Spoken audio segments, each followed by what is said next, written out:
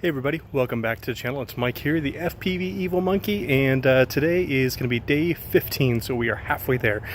I'm at a local little school. I've never flown here before, so I'm just going to kind of take it easy, not a whole lot of flippy floppies. There's a lot of houses around here and stuff like that, so I want to be super careful and not crash into anything, but we'll give it a try.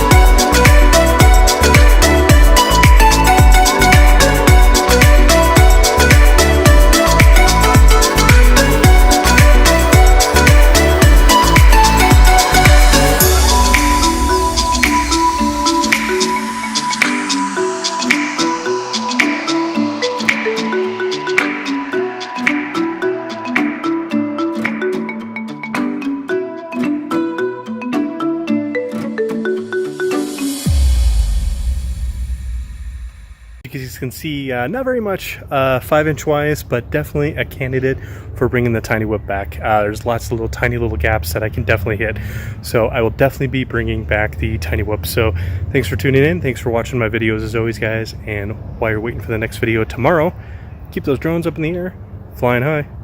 I'll talk to you later.